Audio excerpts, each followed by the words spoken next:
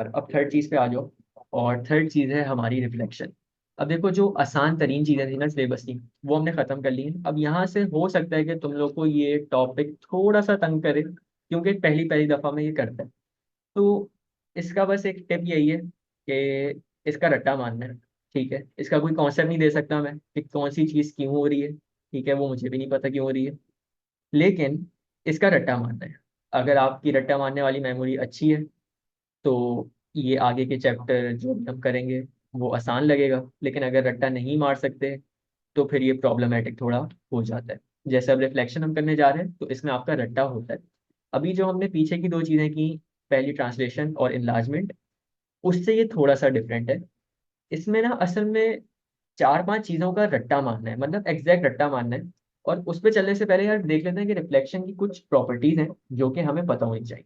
Reflection पे हमने शुरू में बात की थी टॉपिक स्टार्ट करने से पहले कि रिफ्लेक्शन ना बेसिकली आपका एज अ मिरर काम करती है।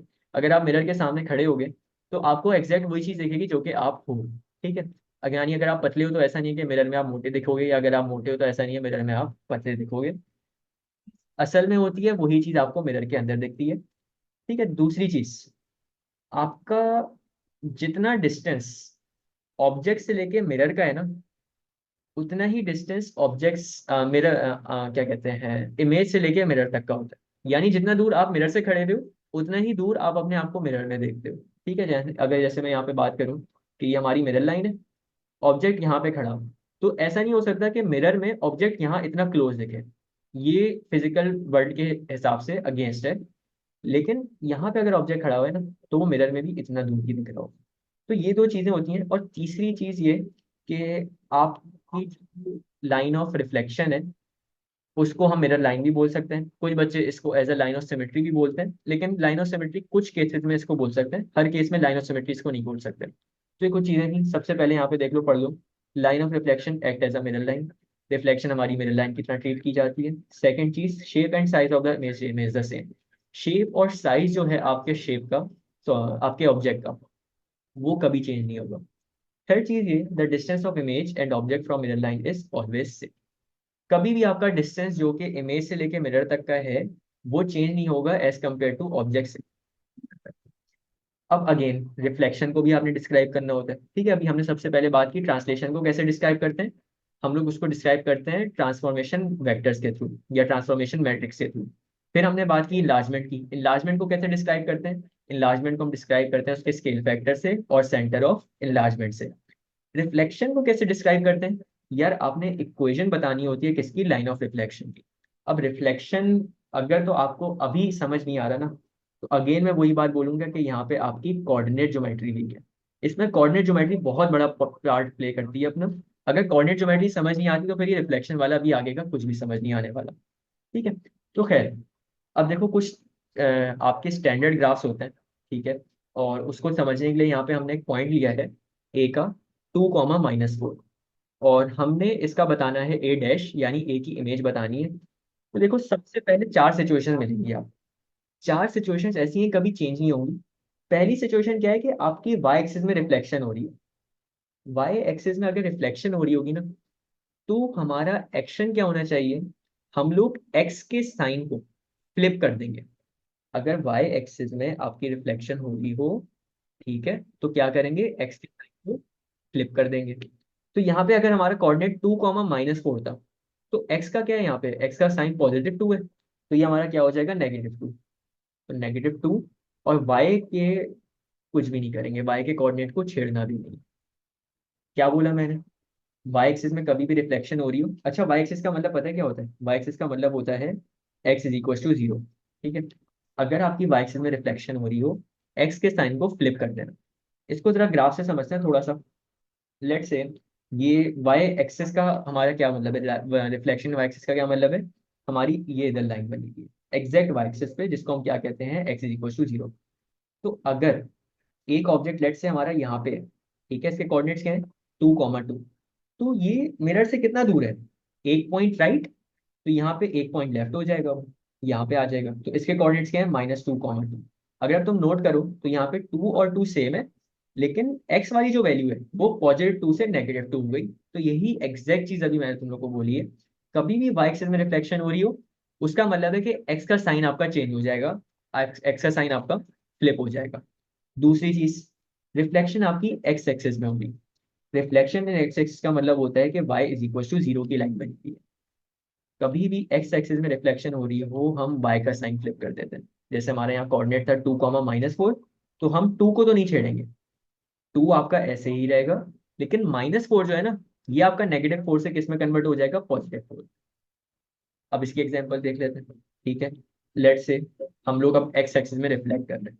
ठीक है, तो एक्स एक्सिस में रिफ्लेक्ट होने का मतलब है आपकी लाइन इधर बनी हुई है, और फॉर एग्जांपल हमारा पॉइंट इधर था।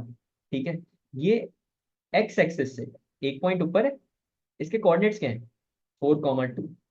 अब ये एक्स एक्सिस से एक पॉइंट नीचे आ जाएगा, कोऑर्डिनेट्स हो जाएंगे 4, -2। एक्स की वैल्यू दोनों में 4 ही है। ठीक है, फर्क किस में आया है, वाई की वैल्यू में। वाई की वैल्यू +2 थी पहले थी, और बाद में -2 हो गई। तो यही एग्जैक्ट बात अभी मैंने की कि कभी भी एक्स एक्सिस में या Y is equal to zero की लाइन में आपकी रिफ्लेक्शन हो रही हो, तो हमेशा क्या होगा, तो हमेशा हमारा वाई का साइन फ्लिप हो जाया करेगा। थर्ड चीज, reflection in y is equal to X. अब ये y is equal to X की लाइन है, असल में बहुत बच्चे इस पर कंफ्यूज होते हैं। यार असल में y is equal to X का ये मतलब होता है कि जो पॉइंट आपका x का है वही पॉइंट आपका 2 का है। तो ये एक पॉइंट हमारा इधर बना सकते हैं, इधर बना सकते हैं, एक पॉइंट इधर बना सकते हैं। यहाँ पे देखो जो x की वैल्यू थी वही y की वैल्यू है, यहाँ पे जो x की वही y की वैल्यू है, जो x की वैल्यू थी वही y की वैल्यू है। यहाँ पे 2, 2 था, यहाँ पे 4, 4 था, यहाँ पे 6, 6 है। तो बेसिकली जो x की वैल्यू हो वही y की वैल्यू हो, ये आपकी किसकी लाइन बन जाती है, y is equal to X की। इस तरीके से बन रही होती है। अच्छा, अब देखो यहाँ पे क्या करना है। अगर आपकी रिफ्लेक्शन हो रही हो y is equal to X में, ठीक है, हम x और y की जगहें चेंज करेंगे। x की जगह y को लिखेंगे, y की जगह x को लिखेंगे। यहाँ पे a का कोऑर्डिनेट है 2, -4। तो अगर हम इसकी रिफ्लेक्शन करें y is equal to X में, तो ये आपका क्या बन जाएगा, ये आपका बन जाएगा -4। मैंने क्या किया, ये -4 y का कोऑर्डिनेट था, यहाँ पे ये x का बन गया। इधर 2 आपका x का कोऑर्डिनेट था, ये यहाँ पे y का बन गया। सिर्फ और सिर्फ जगहें चेंज करनी है, साइन को नहीं छेड़ना है। इधर -4, इधर भी -4 ही रहेगा। इधर +2, इधर भी +2 ही रहेगा, अगर आपकी y is equal to X की रिफ्लेक्शन है। ठीक है, और फिर लास्ट चीज, अगर हमारी रिफ्लेक्शन हो रही हो y is equal to -x में। अब इस लाइन में भी बच्चे कंफ्यूज होते हैं। यार y is equal to -x कुछ भी नहीं है, सिर्फ फर्क ये है कि अगर y की वैल्यू 2 है ना, तो फिर दूसरा पॉइंट होगा -2। अगर y की वैल्यू 4 है तो दूसरा पॉइंट होगा -4। यानी नंबर सेम है, बस साइन का फर्क है। जो y का साइन होगा ना, उसका ऑपोजिट साइन आपका x का हो जाएगा। तो इसकी लाइन पता है किस तरह से बनती है। इसकी लाइन बनेगी 2, -2, 2 पे, -4, 4 पे। अच्छा, इसका मैं कलर चेंज कर लेता हूँ। -2, 2, -4, 4, -6, 6, ये कुछ इस तरह से बन रही होती है। बेसिकली आपकी जो line y is equal to X वाली है ना, ये, और आपकी line y is equal to -x वाली, ये दोनों ऑरिजिन पे इंटरसेक्ट करती है। ठीक है, तो अगर हमारी रिफ्लेक्शन हो रही हो y is equal to -x में, तो फिर दो काम करना है। सबसे पहले तो जगह चेंज करोगे। सबसे पहले क्या करना है, सबसे पहले जगह चेंज करनी है। यानी अगर पहले कोऑर्डिनेट था 2, -4, तो अब वो क्या हो जाएगा, वो हो जाएगा -4, 2। जगह चेंज कर दी। दूसरा काम क्या करना है, इनके साइन फ्लिप कर देना है। -4 से क्या हो जाएगा, +4, और +2 से क्या हो जाएगा, -2। तो ये चीजें, या देखो चार चीजें, चार चीजों का रट्टा मारना है। सबसे पहले अगर रिफ्लेक्शन वाई एक्सिस में है, ठीक है, तो वाई एक्सिस की रिफ्लेक्शन में क्या होता है, आपका सिर्फ और सिर्फ एक्स का साइन चेंज होता है। इधर +2 से क्या हो गया, -2।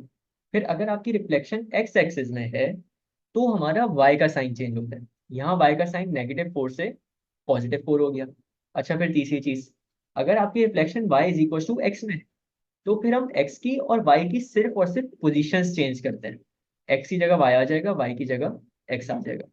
और लास्ट में अगर आपकी reflection y is equal to -x में है, तो फिर हम क्या करेंगे, दो काम करेंगे। सबसे पहले तो उनकी पोजीशन चेंज करेंगे, x की जगह y को लिखेंगे, y की जगह x को लिखेंगे, और फिर उनका साइन फ्लिप कर देंगे। ठीक है, यानी -4 की जगह +4 हो गया, +2 की जगह -4 हो गया। तो ये चीज होती है, और बाकी मैं तुम लोगों को फर्क बता दिया। y is equal to X की लाइन में और y is equal to minus X की लाइन में। और y इज इक्वल टू 0 का क्या मतलब होता है, यानी आपकी लाइन एक्स एक्सिस पे लाई कर रही है। यानी इसको लिख लेते हैं यहाँ पे, ये जो हमारी ये वाली लाइन है, ये किसकी है, ये आपकी लाइन है y इज इक्वल टू 0 की। और एक और लाइन जो होती है हमारी, वो कौन सी होती है, y एक्सिस पे जो लाई कर रही होती है, इसकी क्या इक्वेशन होती है, इसकी इक्वेशन होती है x इज इक्वल टू 0। तो चार तरह की लाइन देखी है हमने।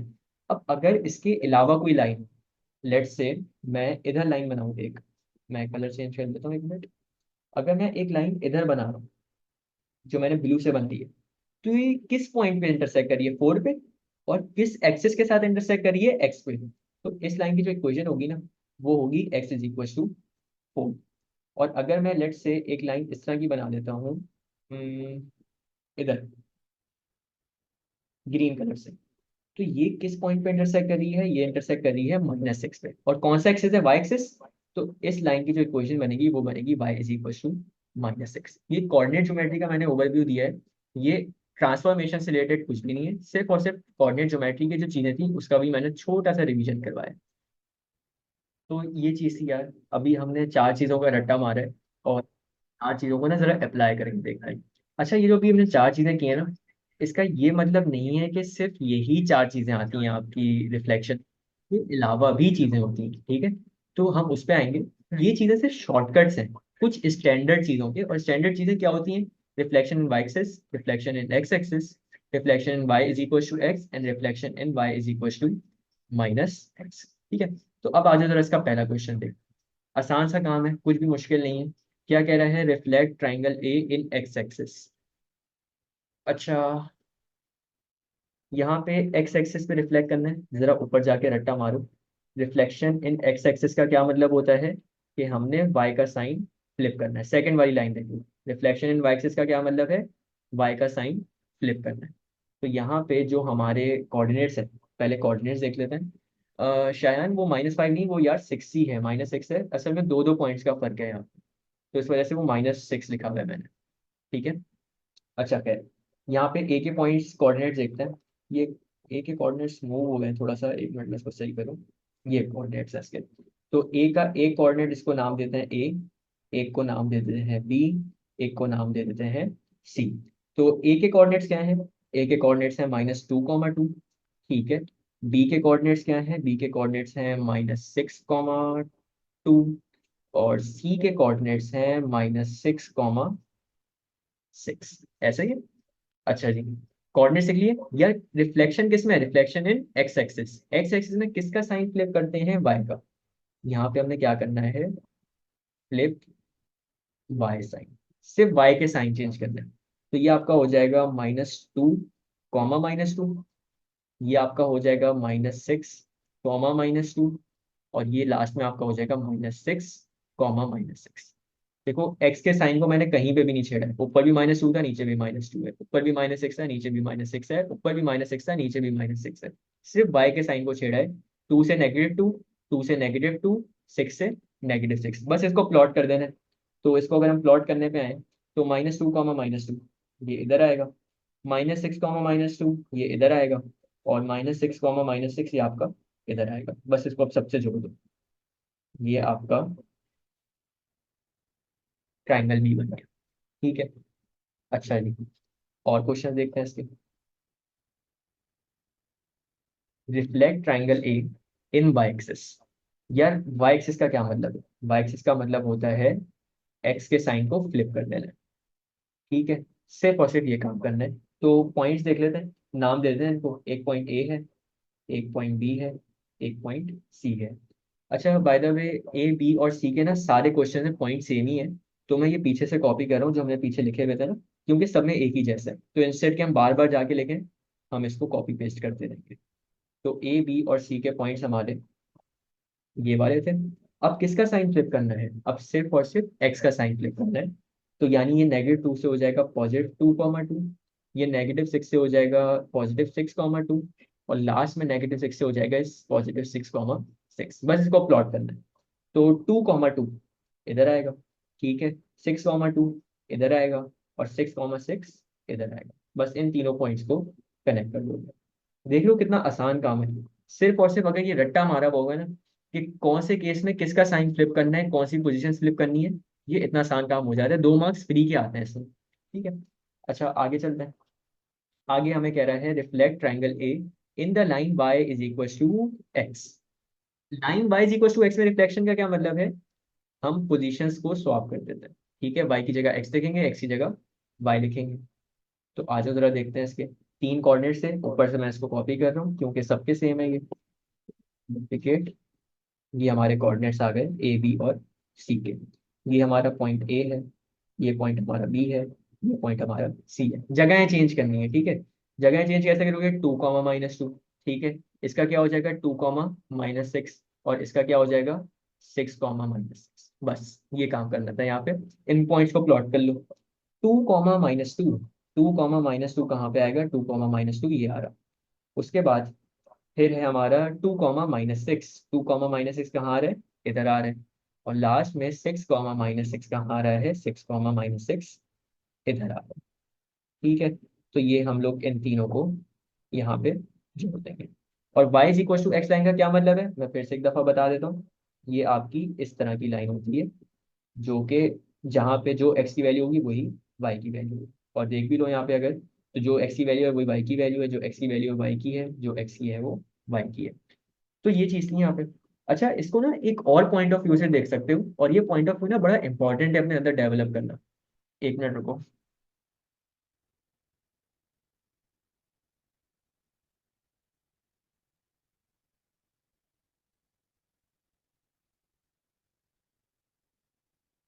अच्छा जी।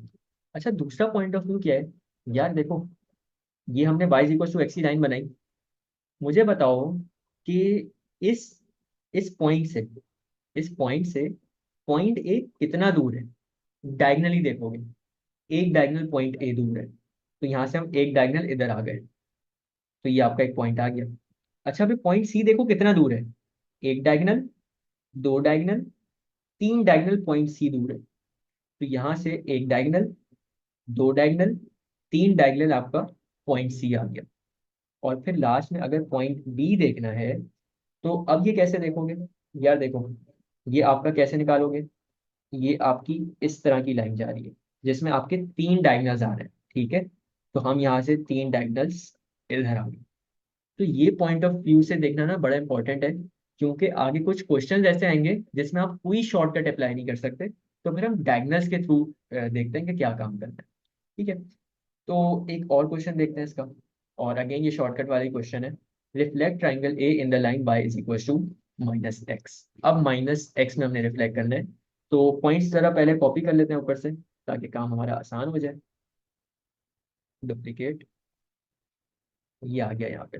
चलो, y is equal to -x का क्या मतलब है।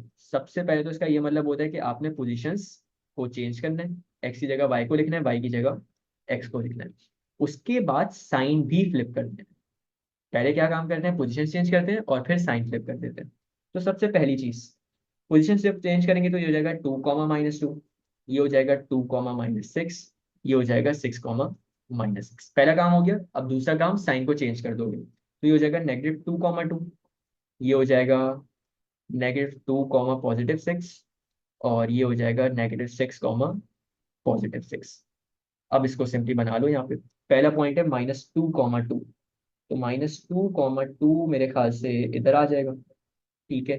-2 कॉमा 6 आपका इधर आ जाएगा, और -6 कॉमा 6 आपका इधर आ जाएगा।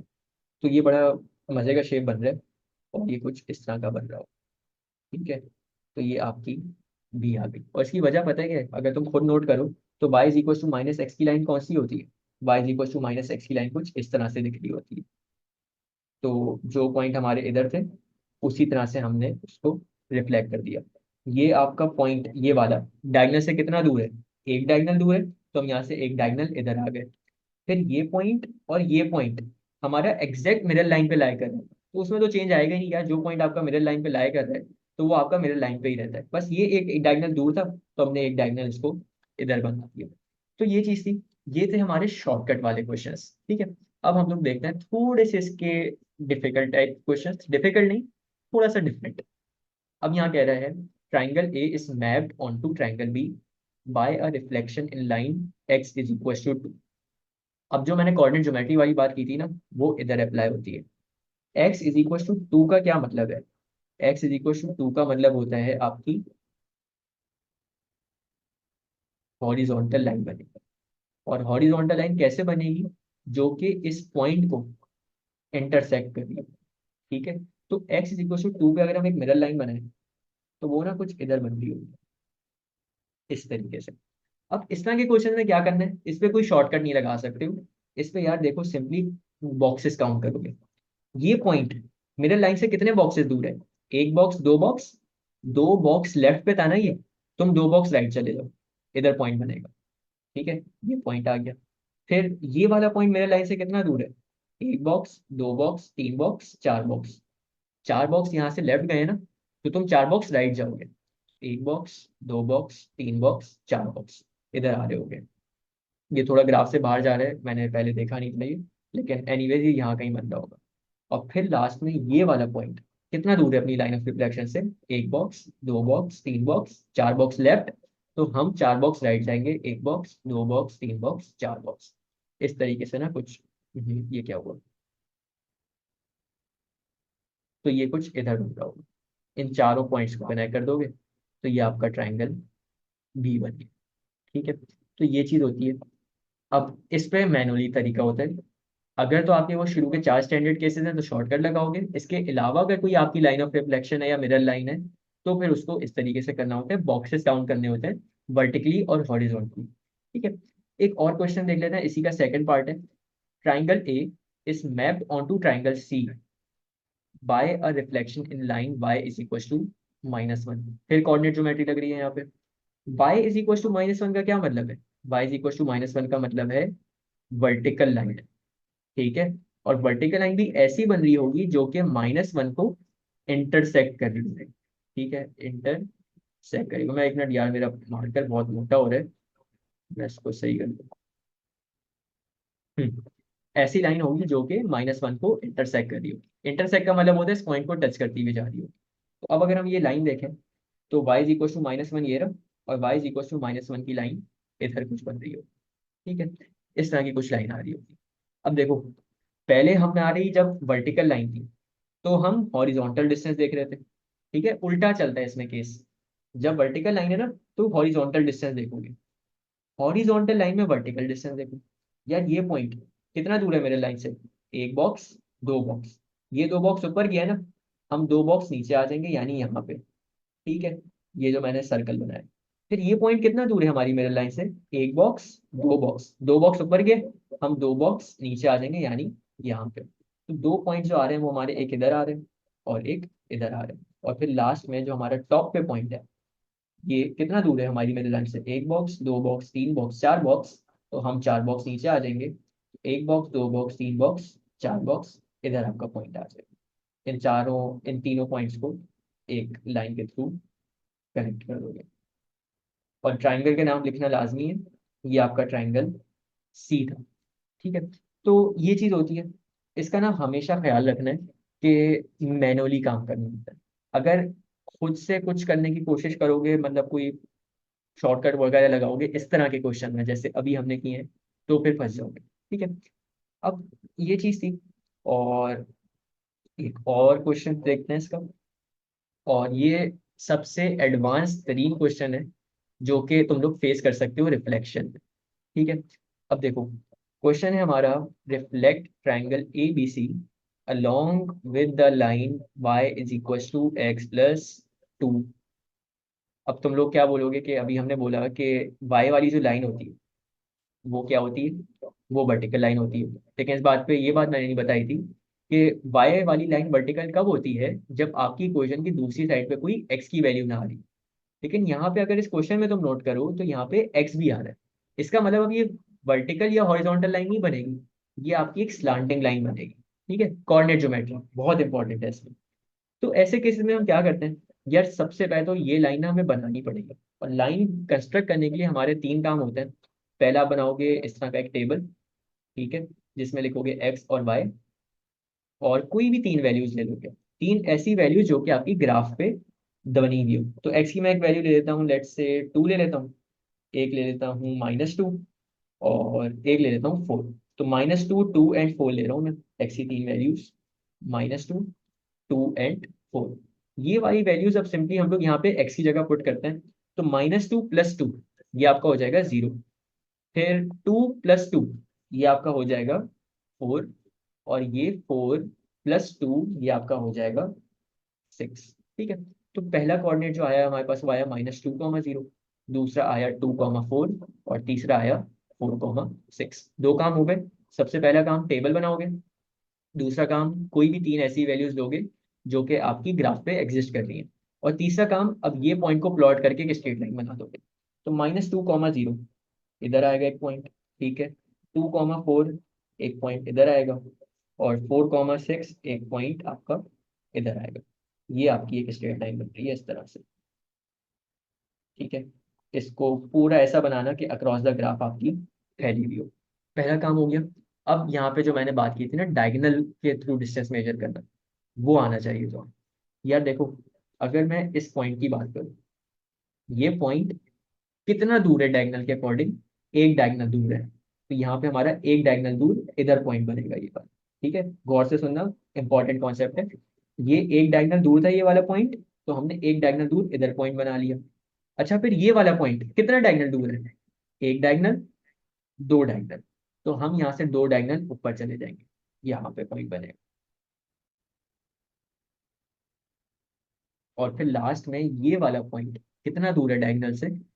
एक, दो, 3.5, 3.5 डायगोनल दूर है। ठीक है। तो हाफ डायगोनल ये हो गया। फिर 1, 2 एंड 3, यानी इधर पॉइंट बन रहा होगा -9। इन तीनों को तुम लोग क्या कर दोगे? इन तीनों पॉइंट्स को जोड़ दो इस तरीके से। ठीक है। तो इस तरह से काम होता है। देखो, अब आगे चलने से पहले ना, मैं चाह रहा हूँ मैं एक दफा ये फिर से रिवाइज करवा दूं जो आखिरी के दो क्वेश्चंस किए हमने। यार, शॉर्टकट तो रट्टा मार लोगे तुम लोग, ठीक है। रट्टा मारने में कोई मसला नहीं है। मैनुअल क्वेश्चन में तुम्हारी कोऑर्डिनेट ज्योमेट्री की जो इंफॉर्मेशन है ना, वो पक्की होनी चाहिए। जैसा कि वो बोल रहा है कि आपकी रिफ्लेक्शन है किसमें? लाइन x = 2 में। तो x की जो इक्वेशन है ना, x की जो इक्वेशन है, उसका मतलब होता है कि ये आपकी हॉरिजॉन्टल लाइन होगी। ठीक है। हॉरिजॉन्टल लाइन इस तरह से बने कि वो 2 पे इंटरसेक्ट करती हुई जाए। और अगर उससे बोले y = की कोई इक्वेशन है, अच्छा y की कौन सी इक्वेशन जिसमें आपका कहीं राइट साइड वाली इक्वेशन पे x ना आ रहा हो, तो फिर ये वर्टिकल लाइन बनती है। और फिर हम क्या करते हैं यार, अगर हमारी हॉरिजॉन्टल लाइन बन रही है ना, अगर हमारी हॉरिजॉन्टल लाइन बन रही है, सॉरी, अगर हमारी वर्टिकल लाइन बन रही है, एक मिनट एक मिनट एक मिनट एक मिनट, मैंने यहाँ उल्टा लिखा हुआ है। x = 2 की वर्टिकल लाइन बनती है, एक मिनट इसको सही कर लो। सॉरी यार, मेरा दिमाग नहीं गया इस चीज़ पे। x = 2 पे वर्टिकल लाइन बनती है, और y पे आपकी हॉरिजॉन्टल लाइन बनती है। मैंने उल्टा लिख दिया था यहाँ पे। कोई बता रहा भी नहीं है यार, बता तो दिया करो, सोते रहते हो तुम लोग हैं। एनीवेज, तो खैर, एक्स पे आपकी वर्टिकल लाइन बनती है, और वाई पे आपकी हॉरिजॉन्टल लाइन बनती है। तो यहाँ पे जब हमने एक लाइन बनाई वर्टिकल, तो हमने डिस्टेंस कौन सा मेजर किया? हॉरिजॉन्टल वाला। यानी हमने देखा ये पॉइंट हमारा मिरर लाइन से कितना दूर था, दो पॉइंट लेफ्ट था, तो दो पॉइंट हम राइट चले गए। फिर हमने देखा ये वाला पॉइंट मिरर लाइन से कितना दूर है, एक बॉक्स, दो बॉक्स, तीन बॉक्स, चार बॉक्स। चार बॉक्स लेफ्ट पे था ना ये, तो चार बॉक्स हम राइट पे चले गए। और इसी तरह हमने यहाँ पे ये वाला पॉइंट देखा कि चार बॉक्स दूर है, तो यहाँ पे हम चार बॉक्स राइट चले गए। वर्टिकल लाइन में हमेशा हॉरिजॉन्टल डिस्टेंस देखते हो, हॉरिजॉन्टल लाइन में हमेशा वर्टिकल डिस्टेंस देखते हो। जैसे y = -1 की लाइन थी, तो ये पॉइंट कितना दूर था मिरर लाइन से? एक, दो, तो हम एक, दो नीचे आ गए। ये पॉइंट दो बॉक्सेस ऊपर था, तो दो बॉक्सेस हम नीचे आ गए। फिर ये वाला पॉइंट मिरर लाइन से चार बॉक्सेस ऊपर था, तो फिर हम मिरर लाइन से चार बॉक्सेस नीचे आ गए। तो इस तरीके से करना होता है। ठीक है। और फिर हमने एडवांस क्वेश्चन जो देखा वो देखा कि अगर आपकी ना हॉरिजॉन्टल लाइन हो और फिर ना वर्टिकल लाइन, तो फिर स्लांट लाइन होती है। और स्लांट लाइन में हम डायगोनल की हेल्प से सॉल्व करते हैं। सबसे पहले हम वो लाइन को कंस्ट्रक्ट कर लेंगे, कोई भी एक्स की वाई की तीन वैल्यूज देंगे जो कि ग्राफ पे एग्जिस्ट कर रही हैं, उसको हम एक कोऑर्डिनेट फॉर्म में कन्वर्ट करेंगे इस तरह से, और ग्राफ पे प्लॉट कर देंगे, और फिर डायगोनल का डिस्टेंस मेजर करेंगे। जैसे ये वाला पॉइंट डायगोनल, एक डायगोनल दूर था, तो हम एक डायगोनल ऊपर चले गए। फिर ये वाला पॉइंट डायगोनल, दो डायगोनल दूर था, तो हम यहाँ से दो डायगोनल ऊपर चले गए। डायगोनल बेसिकली ये होता है, अगर किसी को नहीं पता है, जैसे आपका एक स्क्वायर है, तो स्क्वायर के एक कॉर्नर से दूसरे कॉर्नर तक जो लाइन जा रही है ना, ये डायगोनल की कहलाती है। और फिर इसी तरह ये वाला पॉइंट 3.5 डायगोनल दूर था, 3.5 पॉइंट दूर था डायगोनल में, तो हम यहाँ से 3.5 पॉइंट ऊपर की तरफ चलेगा। तो ये चीज होती है। अच्छा जी, और आगे चलने से पहले एक मिनट को। अच्छा जी, अगले कॉन्सेप्ट पे चलते हैं। ये छोटा सा कॉन्सेप्ट है।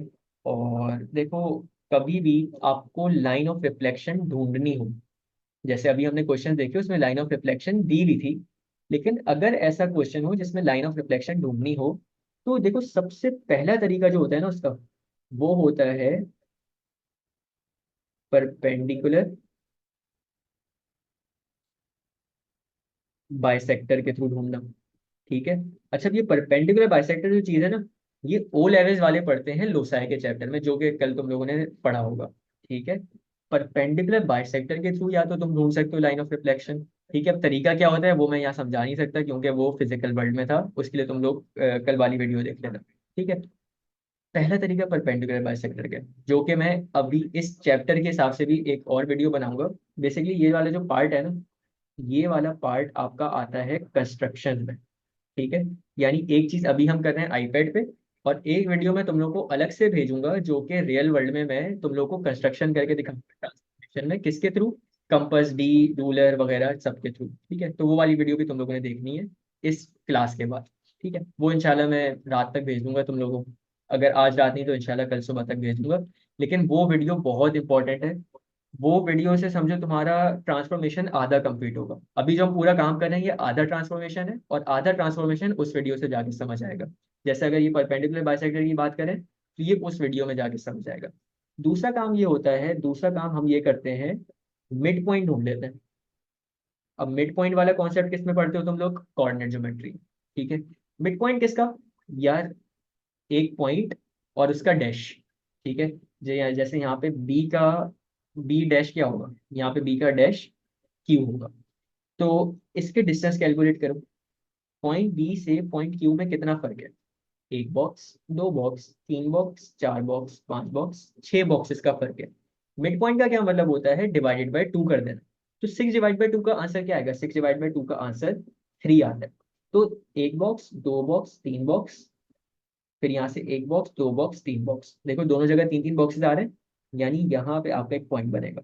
फिर यही काम दूसरे के साथ करोगे, पॉइंट सी लो और उसका सी डैश लो, सी डैश यहाँ पे आर के बराबर है। तो कितने बॉक्सेस हैं यार, इसके भी 6 बॉक्सेस होंगे, तो 6 बॉक्सेस का मिड पॉइंट जो आएगा वो कितना आएगा, 3 आएगा। और लास्ट में अगर और अश्योरिटी चाहिए कि जो तुम काम से कर रहे हो वो सही है या गलत है, तो फिर एक और पॉइंट ले लो, जैसे ए और ए डैश, यहाँ पे ए डैश बी के बराबर है। बॉक्सेस काउंट करो, एक, दो, तीन, चार, पाँच, छ, सात, आठ, नौ, 10, 11, 12, 12 पॉइंट का फर्क है। ठीक है। तो 12/2 किसके बराबर होगा, 6 के। यानी 6 पॉइंट्स आगे तुम एक पॉइंट बना लोगे, तो 1 2 3 4 5 6 बेसिकली वो यहीं पे बन जाएगा। तो ये जो पॉइंट्स बन रहे हैं ना, इनको एक लाइन से कनेक्ट कर दो। ये आपकी लाइन ऑफ क्या है, ये आपकी लाइन ऑफ रिफ्लेक्शन है। और यहाँ लाइन ऑफ रिफ्लेक्शन किसके बराबर है, y = -1 के, क्योंकि हमारी हॉरिजॉन्टल लाइन थी, और हॉरिजॉन्टल लाइन हमेशा किसके बराबर होती है, y के। और जिस पॉइंट पे इंटरसेक्ट कर रही होती है वो हम इसको इक्वल टू पुट कर देते हैं y के। तो ये हमारी लाइन ऑफ रिफ्लेक्शन। ठीक है। ये बड़ा आसान सा कॉन्सेप्ट है। और जब तुम लाइन ऑफ रिफ्लेक्शन बना लो ना, तो देख भी लेना कि यहाँ से आपका बी 3 बॉक्स से दूर है, और बी डैश भी 3 बॉक्स से दूर है, इससे ज़्यादा आपको समझ आ जाएगी।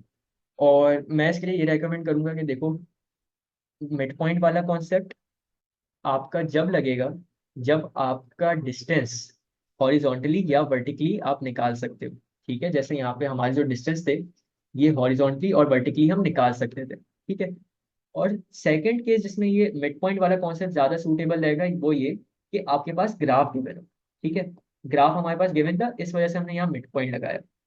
दूसरा केस क्या होता है, आपके पास या तो ग्राफ गिवन होगा या ग्राफ गिवन नहीं होगा, लेकिन इसमें आपके हॉरिजॉन्टल और वर्टिकल डिस्टेंस नहीं निकाल सकते।